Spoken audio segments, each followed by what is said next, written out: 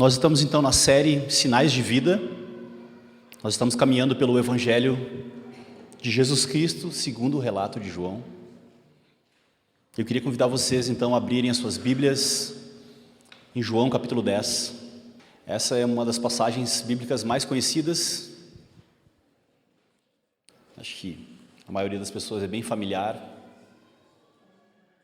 Mas eu tenho certeza que Deus quer falar com você através desse texto essa manhã. João capítulo 10. Eu vou ler a primeira porção do versículo 1 ao 22. Depois eu vou continuar até o final do capítulo. Escute com fé o que diz a palavra de Deus. Eu lhes asseguro que aquele que não entra no aprisco das ovelhas pela porta, mas sobe por outro lugar, é ladrão e assaltante. Aquele que entra pela porta é o pastor das ovelhas. O porteiro abre-lhe a porta e as ovelhas ouvem a sua voz. Ele chama as suas ovelhas pelo nome e as leva para fora. Depois de conduzir para fora todas as suas ovelhas, vai adiante delas, e estas o seguem, porque conhecem a sua voz. Mas nunca seguirão o estranho, na verdade, fugirão dele, porque não reconhecem a voz de estranhos. Jesus usou essa comparação, mas eles não compreenderam o que ele lhe estava falando. Então Jesus afirmou de novo: digo-lhes a verdade, eu sou a porta das ovelhas. Todos os que vieram antes de mim eram ladrões e assaltantes, mas as ovelhas não os ouviram. Eu sou a porta. Quem entra por mim será salvo. Entrará e sairá e encontrará pastagem. O ladrão vem apenas para roubar, matar e destruir. Eu vim para que tenham vida e a tenham plenamente. Eu sou o bom pastor. O bom pastor dá a vida pelas ovelhas. O assalariado não é o pastor a quem as ovelhas pertencem. Assim, quando vê que o lobo vem, as abandona as ovelhas e foge. Então o lobo ataca o rebanho e o dispersa. Ele foge porque é assalariado e não se importa com as ovelhas. Eu sou o bom pastor. Conheço as minhas ovelhas e elas me conhecem. Assim como o Pai me conhece e eu conheço o Pai. E dou a minha vida pelas ovelhas. Eu tenho outras ovelhas que não são deste aprisco. É necessário que eu as conduza também. Elas ouvirão a minha voz e haverá um só rebanho e um só pastor. Por isso é que meu Pai me ama, porque eu dou a minha vida para retomá-la. Ninguém a tira de mim, mas eu a dou por minha espontânea vontade. Tenho autoridade para dá-la e para retomá-la. Esta ordem recebi de meu Pai. Diante dessas palavras, os judeus ficaram divididos outra vez. Muitos diziam, ele está endemoniado, enlouqueceu. Por que ouvi-lo? Mas outros diziam, essas palavras não são de um endemoniado. Pode um demônio abrir os olhos dos cegos? Celebrava-se a festa da dedicação em Jerusalém, no templo, e era inverno. Até aqui. Vamos orar mais uma vez? Pedir para que o Espírito Santo ilumine os nossos corações. Senhor, nós sabemos que foi o Teu Espírito Santo que inspirou João a escrever essas palavras. E nós te pedimos que o mesmo Espírito que inspirou João, que está aqui nessa manhã, ilumine os nossos corações, as nossas mentes, para que nós possamos compreender a grandeza, a profundidade e a beleza do Teu Evangelho mais uma vez, Senhor. Nos capacita, porque por nós mesmos somos incapazes, Pai, de chegar à plena revelação da verdade. Assim nós oramos a Ti, Senhor, em nome de Jesus. Amém e amém. Na semana passada, nós vimos a cura de um cego de nascença, no capítulo 9. E o capítulo 9 e o capítulo 10 estão interconectados. Não existe nenhuma frase, nenhuma sentença entre esses dois capítulos que dê a ideia de que passou algum tempo entre eles. Então, logo em seguida, logo depois de Jesus ter aberto os olhos a um cego de nascença, ele profere esse discurso. Isso é importante. Abrir os olhos de um cego de nascença era algo que nunca ninguém havia feito antes. Era um milagre diferente dos outros. Vocês lembram que eu falei que conforme vai passando o Evangelho de João, os milagres de Jesus vão tomando uma outra grandeza e parece que vai aumentando o volume nesse sentido de de Jesus fazer coisas mais grandiosas do que ele fez anteriormente. E essa é uma delas. Só para dar um spoiler rapidinho, Jesus logo em seguida ressuscita um morto, que é Lázaro, que é algo que ninguém nunca tinha feito também. Então, essa é a progressão do Evangelho de João. A glória de Jesus vai brilhando mais e mais, ele fica mais evidente de quem ele realmente é. E com isso, os fariseus ficam cada vez mais enfurecidos. Eles foram entrevistar o cego, eles foram entrevistar a família do cego, para ver se Jesus não era um impostor. Vocês lembram que eu falei, algumas semanas atrás, sobre o trilema de Lewis? C.S. Lewis propõe que ou Jesus era um impostor, ou ele era um doido varrido, ou ele é realmente quem ele diz ser.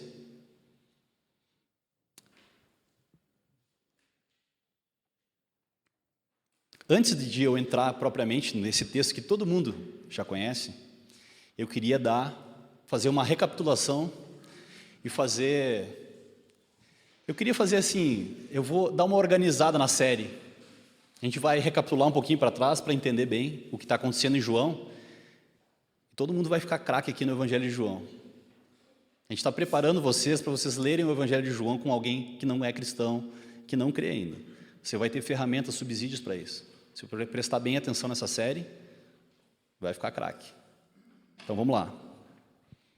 João constrói o seu relato do Evangelho mostrando, primeiramente, do capítulo 1 até o capítulo 12, é o ministério público de Jesus.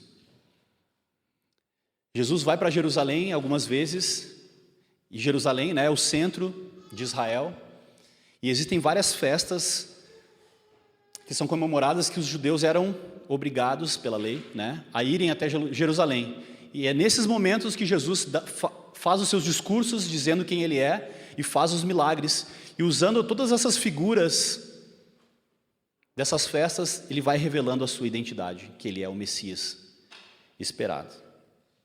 Então, na primeira vez que Jesus esteve em Jerusalém, no primeiro ano do seu ministério, que foram 3 anos, em João capítulo 2, ele esteve no templo. E aí ele literalmente chutou o pau da barraca, vocês lembram disso? Literalmente chutou o pau da barraca. Quebrou tudo e ele falou: isso aqui está uma bagunça, estão profanando a casa do meu pai. E ele estava falando a respeito também dele mesmo. Ele falou: eu sou o verdadeiro templo.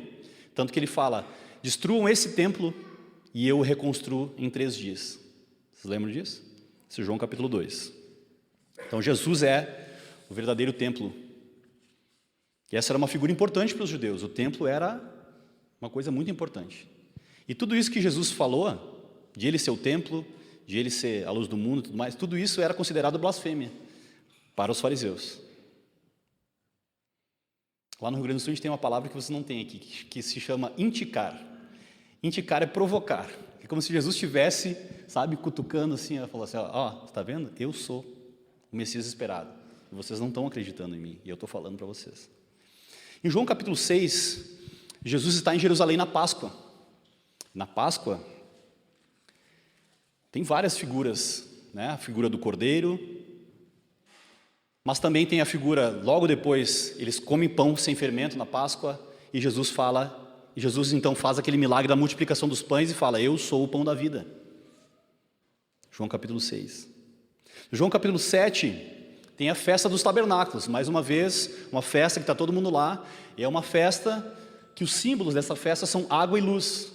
E aí Jesus fala: eu sou a água viva, vinde a mim e beba. Depois ele fala: eu sou a luz do mundo. Depois disso ele traz luz aos olhos do cego. Ele fala: eu sou a luz do mundo, e faz um milagre, faz um sinal, e abre os olhos do cego. Então Jesus vai usando todas essas imagens, essas ferramentas,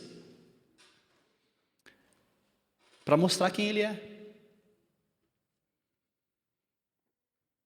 Então os milagres de Jesus vão crescendo. E a grandeza das suas declarações também vão fazendo uma divisão natural na sua audiência. E aí o que acontece? Aqueles que rejeitam Jesus se juntam, né, com os fariseus e pensam em matar Jesus. Enquanto isso, as ovelhas do bom pastor vão ouvindo a sua voz e vão crendo nele e se aproximando de Jesus. Isso vai ganhando. Então a gente está chegando aqui no capítulo 10, quase no ápice do ministério público de Jesus. Depois do capítulo 10, ele sai de Jerusalém. E ele volta só no ano que vem para a Páscoa, onde ele é morto e depois ele ressuscita, entendeu? Então a gente está aqui no segundo ano que Jesus vai a Jerusalém. Depois ele volta só para a paixão, a morte e a ressurreição. Então quanto mais o povo ia crendo, mais o povo ia testemunhando também de Jesus, e a fama de Jesus ia crescendo, e as pessoas iam acompanhando ele aonde ele fosse. E uma coisa que eu queria falar aqui, que é interessante, eu não sei se vocês tiveram essa sensação, mas quando a gente lê o Evangelho de João, e tem uma citação aqui, de João capítulo 20, versículo 31, diz assim: estes, porém, foram escritos para que vocês creiam que Jesus é o Cristo, o Filho de Deus, e crendo tenham vida em seu nome. Para que vocês creiam. Então esse é o primeiro propósito, é aquele que não crê, passar a crer. E depois que crer, continuar crendo. Tem uma implicação no discipulado. Então quanto mais a gente tem experiência com Jesus, mais a gente conhece Jesus, mais a gente testemunha de Jesus. Essa é a ideia aqui. Então o Evangelho de João não é só para quem não é crente, né? Para converter quem não é crente. Senão, depois que a gente se converteu, a gente não precisava mais ler o Evangelho de João. Então é para a gente continuar conhecendo Jesus, experimentando Jesus e testemunhando sobre Jesus. Então, o Evangelho de João não é apenas para fazer discípulos e para que quem não crê, creia. O Evangelho de João também é para lembrar eu e você, que já cremos, entendemos que Jesus é Deus, mas temos dificuldade no nosso dia a dia de lembrar que Ele é o pão vivo que desceu do céu para saciar a nossa fome. Ele é a água que jorra e sacia a sede da nossa alma. Ele é aquele que abre os nossos olhos para enxergar que a verdadeira vida não é apenas correr atrás do sucesso, mas a vida verdadeira é correr para Ele, encontrar vida no seu nome. Esse é o propósito também do Evangelho de João. Então essa palavra é para você, cristão. Abre o seu coração essa manhã. No texto que nós acabamos de ler, agora em João 10, então eu fiz toda essa organização aí da onde que a gente começou, onde a gente está. Começamos no capítulo 1, chegamos então no capítulo 10. Está mais ou menos no meio da série. No texto que nós acabamos de ler, no versículo 22, diz que era a festa da dedicação. Vocês lembram que em todas as festas tinha símbolos importantes que Jesus usava para falar sobre Ele mesmo. Só que essa festa da dedicação, chamada Hanukkah, vocês já ouviram falar dessa festa? Os judeus até hoje comemoram essa festa, chamada Hanukkah. É a festa da dedicação. Só que essa festa, ela não é uma festa que foi ensinada ou exigida por Moisés. Ela é como se fosse o 4 de julho ou o 7 de setembro aqui no Brasil. Por quê? Eu vou explicar. No período intertestamentário, aconteceu uma revolta chamada Revolta dos Macabeus. Eu vou ler aqui para não falar coisa da minha cabeça. Cerca de 200 anos antes de Jesus, Israel estava sob o domínio do Império Seleucida. O rei Antíoco Epifânio IV, nunca tinha ouvido falar dele até semana passada, tentou eliminar a fé judaica. Ele proibiu a lei, ele proibiu a circuncisão, os sacrifícios e profanou o templo ao erguer um altar a Zeus e sacrificar animais impuros em Jerusalém no templo. Então ele arrasou a cidade de Jerusalém e ele profanou o templo, começou a sacrificar animais impuros no templo. Em resposta a isso, surgiu a revolta dos Macabeus, liderada por Matatias e depois por seu filho Judas Macabeu. Após a vitória, os judeus reconquistaram Jerusalém, purificaram o templo e o dedicaram novamente ao Senhor no ano 164 a.C. Essa história vocês podem encontrar no livro apócrifo de 1 Macabeus. Ele não é um livro canônico, tem que explicar isso, né? Mas é um livro histórico para os judeus. E essa retomada de Jerusalém e essa nova dedicação do templo está nesse livro de 1 Macabeus, que é um livro apócrifo.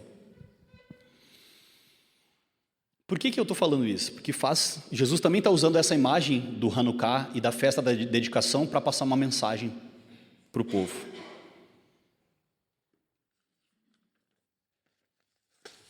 Jesus estava lá, nessa festa da dedicação. Então, 2 séculos depois, Jesus entra no templo durante essa festa.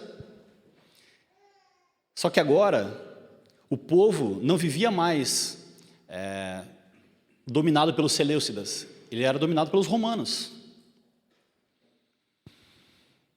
E continuava esperando agora um novo libertador. Alguém como Judas Macabeu, que restaurasse Israel. Vocês lembram que muitos pensavam que Jesus ele era um libertador político? Que eles esperavam um Messias que fosse libertar eles, os judeus, de Roma. Então nessa festa, onde todo mundo estava celebrando a revolta dos Macabeus, em que um libertador tinha salvado Jerusalém e restaurado a adoração no templo, esse era o tipo de Messias que os judeus esperavam. Só que Jesus surpreende, né, a todos. Em outras palavras, o que Jesus está fazendo aqui, e a fala de Jesus em João capítulo 10 é: eu não sou Macabeu. Não é isso que vocês precisam. O que o meu povo precisa é de um bom pastor. E eu sou o bom pastor. Entenderam o contraste? O povo esperava um libertário, alguém que ia libertar o povo dos romanos. E Jesus vem mostrando que não é isso o que o povo precisava. Ele diz: eu sou o bom pastor. E essa afirmação de eu sou o bom pastor, eu não sei se vocês prestaram bem atenção, mas no início do culto a gente leu Ezequiel capítulo 34, falando que Deus ia reunir novamente o seu povo e ele seria o pastor desse povo, e de todo mundo ele faria um só rebanho. E Jesus é o cumprimento dessa promessa de Ezequiel, capítulo 34. E isso está acontecendo ali, exatamente. Então Jesus está fazendo um contraste com aquela festa do Hanukkah que estava acontecendo na cidade.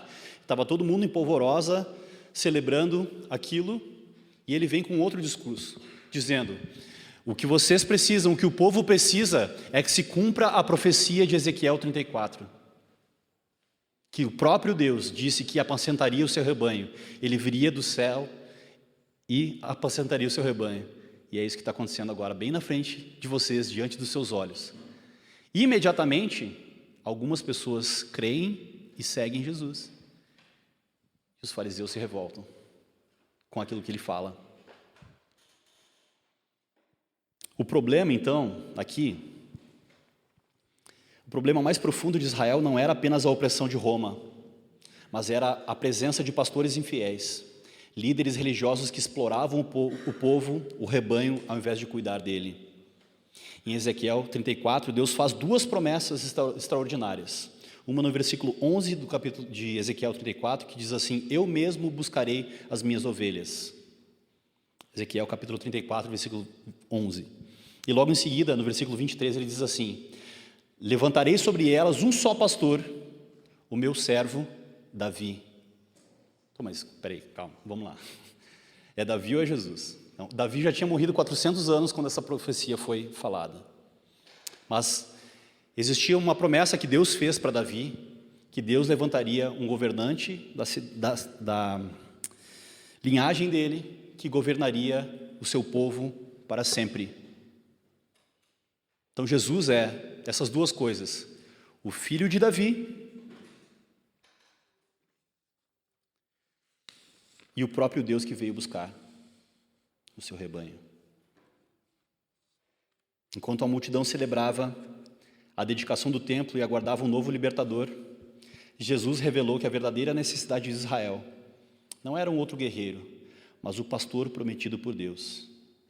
A maior libertação não seria apenas da opressão romana, mas do pecado, da cegueira espiritual e dos falsos mestres.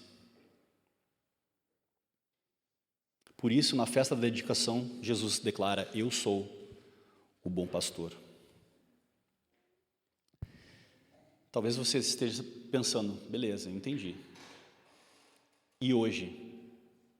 Então, trazendo para os nossos dias, muitas pessoas andam confusas, perdidas, com ovelhas desgarradas, achando que Jesus será algo que ele nunca pretendeu ser. Talvez você ache que o seu problema é o governo atual. Eu não estou aqui para defender o governo. Ou as altas taxas de impostos. Talvez você esteja perdido ou perdida porque acha que Jesus tem a ver apenas com a sua salvação lá no último dia. E que você não precisa dele no seu dia a dia. Talvez você seja alguém que foi ferido por falsos líderes, falsos pastores, que te usaram, e isso te impede de se entregar totalmente para Jesus e fazer parte do rebanho dele. O nosso problema é que nós precisamos desesperadamente do bom pastor. Esse é o nosso problema. Esse era o problema naquela época para os judeus, e esse é o nosso problema hoje. Nós precisamos desesperadamente do bom pastor. Agora, com todo esse background de Hanukkah, Ezequiel 34, esse texto fica mais colorido, fica mais vívido para nós, amplia o seu significado. Consegue colocar aquela imagem do aprisco para mim?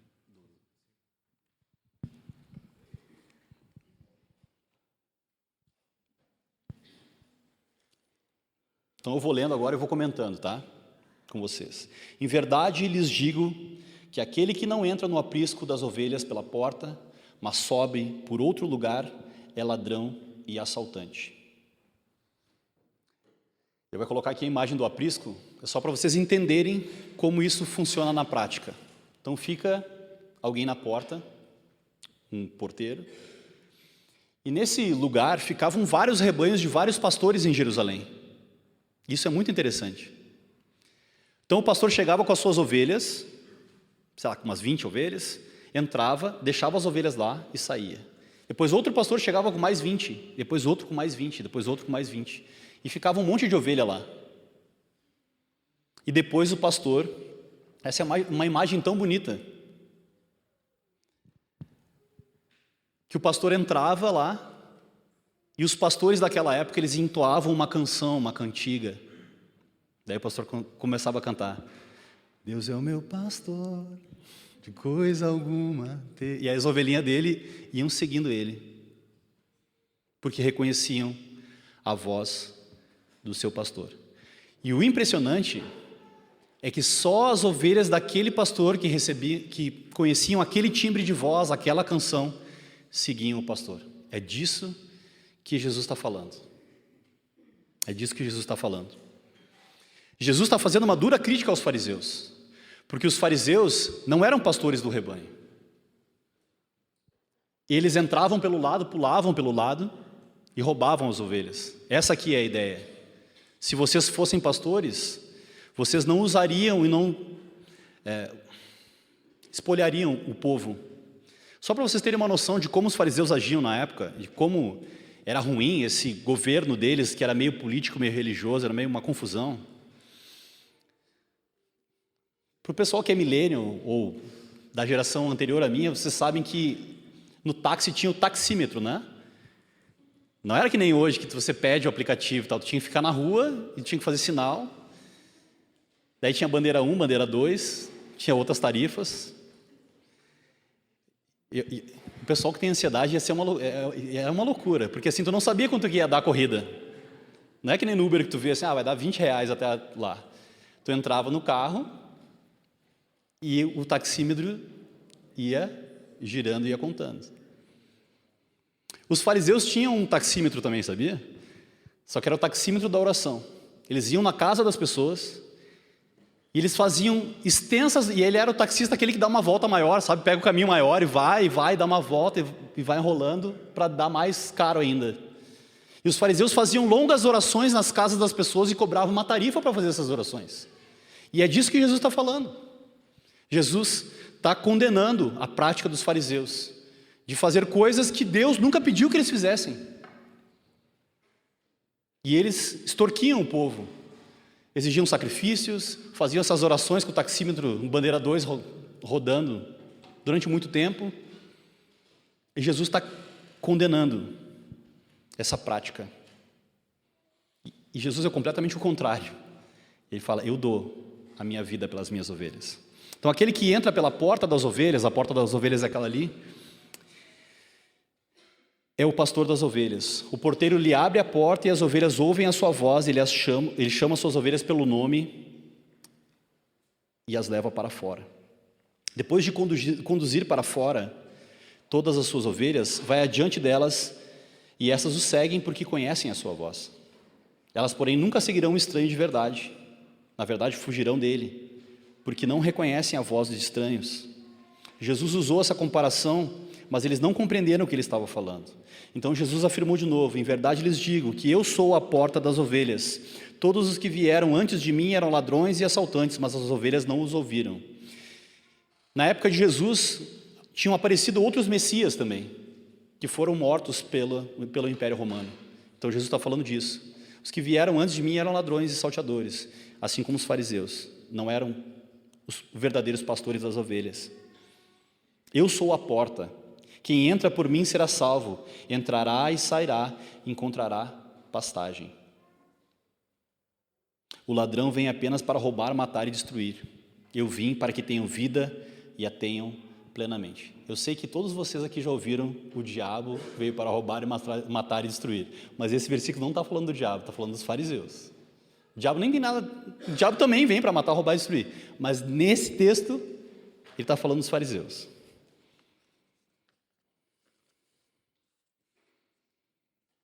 Jesus faz duas declarações importantíssimas, dois eu sous. Eu sou a porta das ovelhas e eu sou o bom pastor.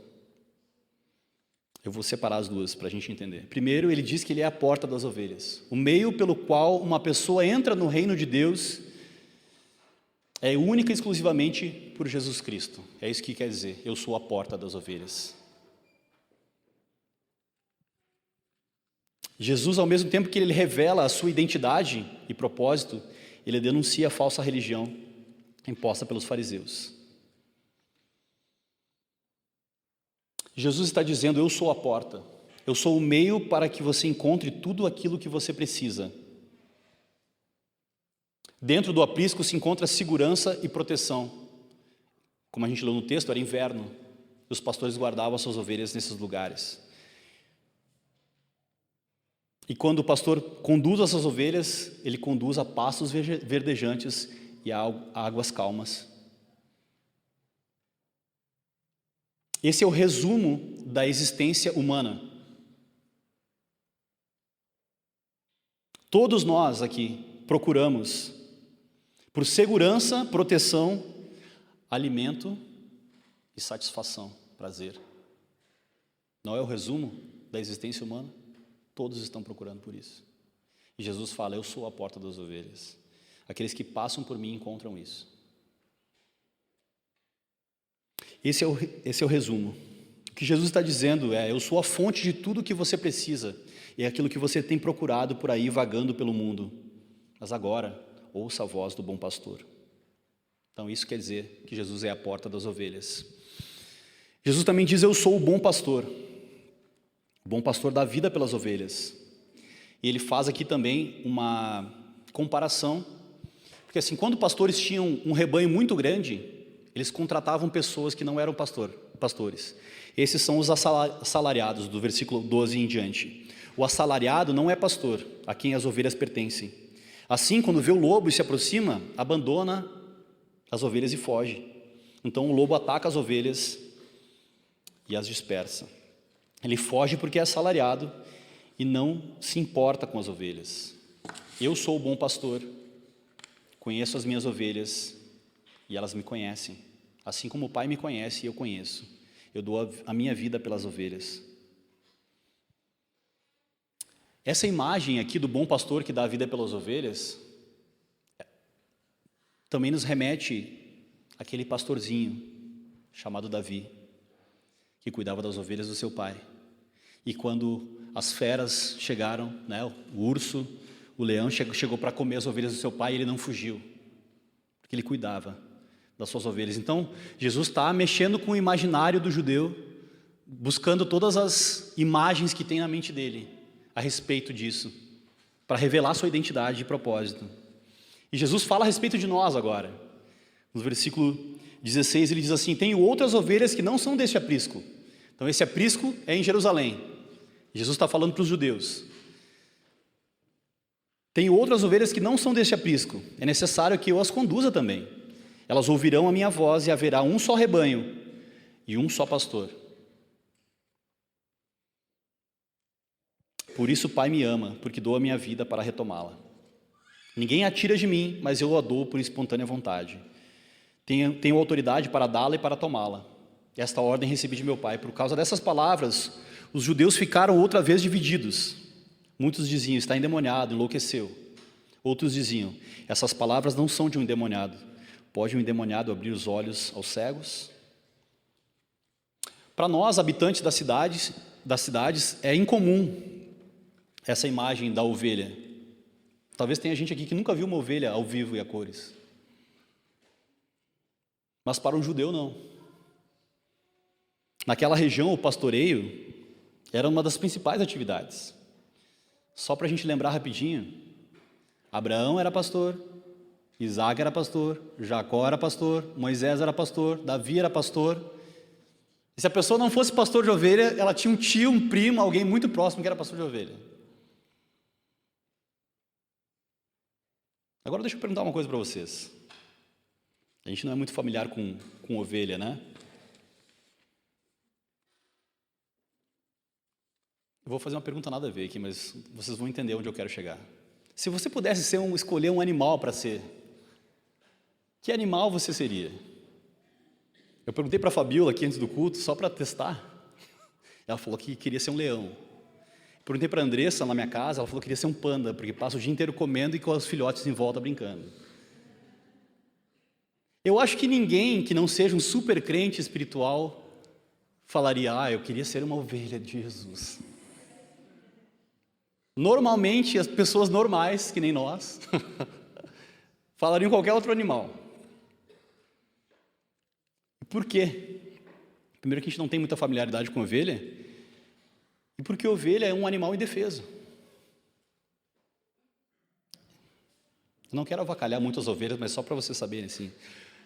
A ovelha não enxerga bem. A ovelha não tem muita sabedoria, muito discernimento. Ela não tem presa para morder. Ela não tem garra. Ela não tem veneno. Uma ovelha é alguém totalmente dependente do seu pastor. A ovelha só tem uma qualidade. Alguém chuta qual é a qualidade da ovelha? A ovelha ouve bem. A ovelha ouve bem. Essa é o único superpoder da ovelha, é uma boa audição.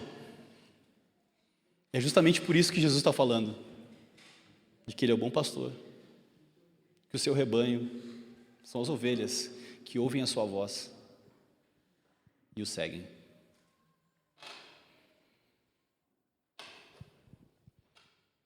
Como eu falei, cada pastor tinha uma cantiga, um jeito de chamar a sua ovelha, que só as suas ovelhas atendiam. E todo mundo naquele contexto sabia disso. É por isso que essa imagem é tão clara para os judeus. Eu precisei contar todas essas histórias, esses detalhes, para que vocês entendam por que Jesus está falando isso. E essa é a imagem que Jesus está mostrando. Aqueles que entendem, então, o que Jesus está falando, que reconhecem Ele como Ele realmente é e o seguem, esses são as ovelhas. Agora, aqueles que ouvem aquilo que Jesus fala e o rejeitam e não o seguem, não são suas ovelhas. Eu sou o bom pastor, eu conheço as minhas ovelhas e elas me conhecem. Agora eu quero aprofundar assim, mais para quem é crente há mais tempo, tá? Eu conheço as minhas ovelhas e elas me conhecem. Assim como o Pai me conhece e eu o conheço, e dou a minha vida pelas ovelhas.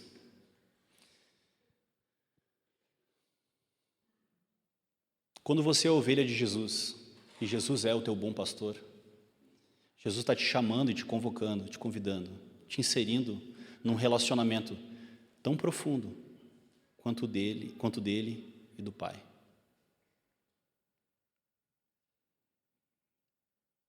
Nós temos esse acesso a Deus. Nós podemos ter esse tipo de relacionamento profundo com Jesus. Mas honestamente, confessando o pecado aqui, nos falta essa consciência de que nós temos esse acesso e essa intimidade com Deus por meio de Jesus Cristo no nosso dia a dia. A gente não acorda todo dia de manhã lembrando que a gente é ovelha do bom pastor e se relacionando com Ele nessa profundidade e intimidade. É ou não é verdade?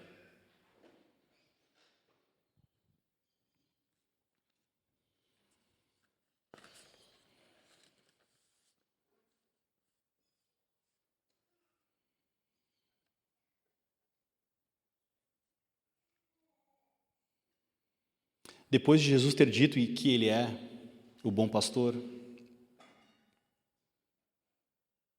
vem a segunda parte do capítulo. Eu vou tentar acelerar porque eu já estou em 38 minutos. Jesus estava no templo, no pórtico de Salomão, versículo 23, se você quiser acompanhar comigo na Bíblia. E Jesus caminhava no templo, no pórtico de Salomão. Os judeus reuniram-se ao redor dele e perguntavam: até quando nos deixará em suspense? Se é você o Cristo, diga-nos abertamente. Jesus respondeu: eu já disse, mas vocês não creem. As obras que eu realizo em nome de meu Pai testemunham sobre mim. Mas vocês não creem, por quê? Porque não são minhas ovelhas. Eita. As minhas ovelhas ouvem a minha voz e eu as conheço e elas me seguem.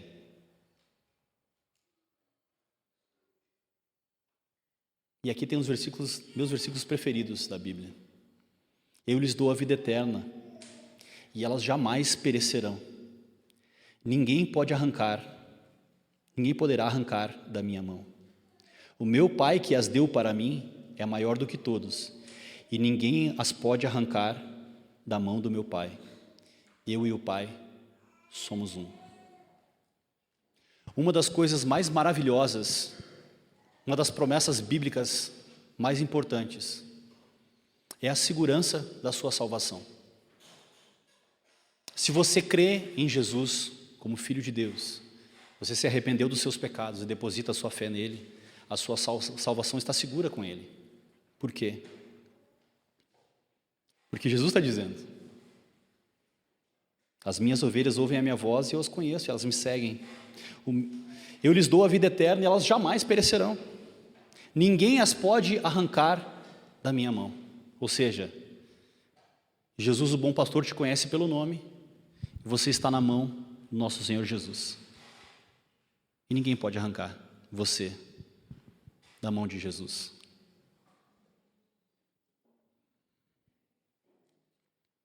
Quando os judeus ouviram Jesus dizer: eu e o Pai somos um, eles pegaram pedras para apedrejá-lo.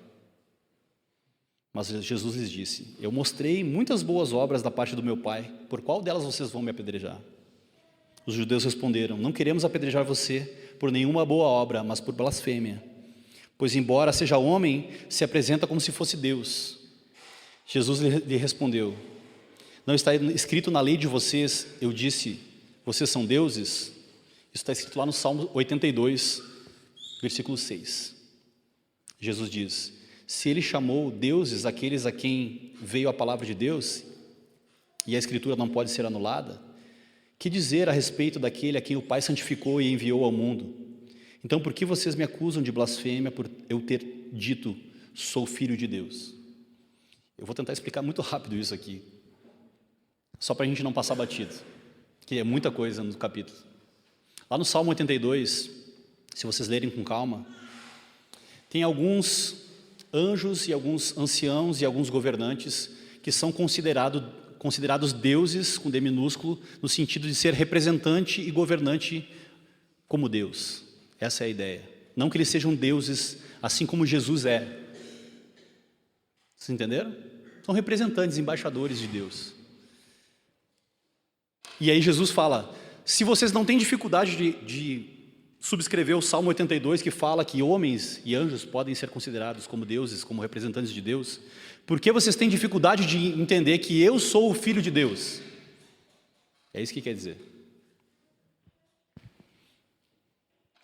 Se eu não realizo as obras do meu Pai, não creiam em mim. Contudo, se as realizo, mesmo que não creiam em mim, creiam nas obras, para que possam saber e entender que o Pai está em mim e que eu estou no Pai. Ele afirma mais uma vez que ele é o próprio Deus. Outra vez tentaram prendê-lo, mas ele se livrou das mãos deles. Então Jesus atravessou novamente o Jordão e foi para o lugar onde João batizava nos primeiros dias de seu ministério, e ali ficou. Então, deu aquele rebuliço, Jesus saiu de Jerusalém e foi para outro lugar.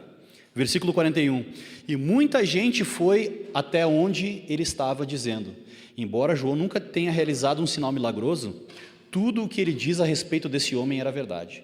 Então muitos ali creram em Jesus. Mais uma vez então, mais uma cena se repete. Jesus está no meio de uma festa judaica. Ele faz o uso de toda essa linguagem que os judeus conheciam. Os judeus esperavam uma libertação que era militar e política. Jesus fala: eu sou o pastor, o bom pastor, prometido por Deus em Ezequiel 34. E eu sou o Filho de Deus. A audiência se divide. Alguns creem por causa dos sinais que ele operou. E os fariseus tentam apedrejá-lo e matá-lo. Irmãos, esse é o resultado natural da pregação do Evangelho. Aqueles que são ovelhas de Jesus ouvem a sua voz e o seguem. Vocês que vieram aqui nessa manhã, vocês ouviram a voz do bom pastor, estão tentando segui-lo. Aqueles que não são ovelhas o rejeitam. Aqueles que ouviram a voz e o seguiram, foram crendo nele, crescendo como discípulos. Então aqui no Evangelho de João, a pessoa ouve quem é Jesus, entende quem ele é, a pessoa experimenta quem Jesus é, e depois ela testemunha de quem Jesus é. Isso acontece, deveria acontecer todos os domingos aqui conosco. Nós viemos da nossa casa, nós ouvimos mais a respeito de quem Jesus é, seja a água da vida, o pão da vida. Nós experimentamos isso. Depois nós saímos daqui e testemunhamos para o mundo quem Jesus é. Esse é o movimento do Evangelho de João, e é o que está acontecendo conosco aqui agora. Para finalizar, eu tenho algumas aplicações. Primeira, se você ainda não creu em Jesus, creia. Não há outro igual a Ele. Ele não é um impostor, Ele não é um doido, Ele é sim o Filho de Deus. Ele é o bom pastor, que veio para resgatar as suas ovelhas e fez isso dando a sua vida. Aqueles que são ovelhas de Jesus foram comprados com o seu sangue. Segunda, já que você crê em Jesus, siga-o. Lembre-se que ao se tornar a ovelha de Jesus, você desfruta de acesso a Deus e intimidade com Ele. Ele te salvou para isso, para que você hoje mesmo, desfrute de comunhão plena com o Pai, com o Filho e com o Espírito Santo. Viva a sua semana consciente disso e em comunhão com Ele. Terceiro, Jesus é a porta das ovelhas. Através dele, nós encontramos tudo o que nós precisamos: segurança, proteção, alimento e satisfação. Como em nenhuma outra coisa, ou como em nenhuma outra pessoa no mundo, somente nele.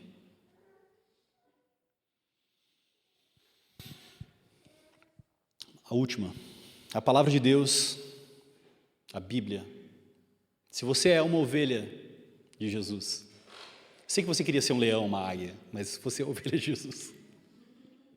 Se você mesmo é ovelha de Jesus, essa aqui é a voz do bom pastor. Você precisa conhecê-la.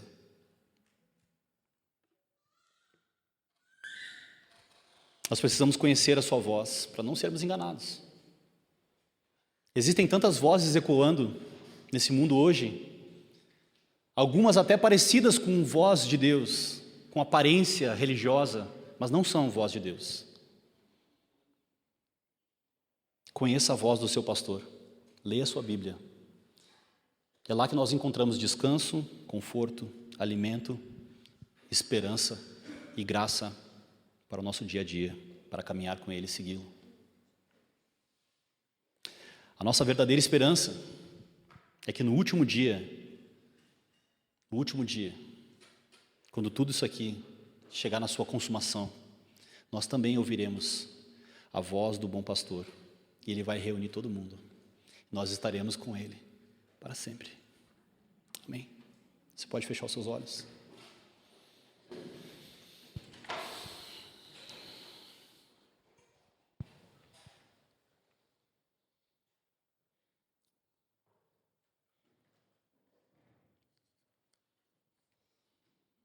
Senhor, obrigado pela Tua palavra, Pai. Porque o Senhor nos lembrou algo que nós já sabíamos intelectualmente, mas que às vezes foge de nós. Às vezes nós vivemos como se nós não soubéssemos que Tu é o bom pastor, ou como se nós não fôssemos Tuas ovelhas, Pai.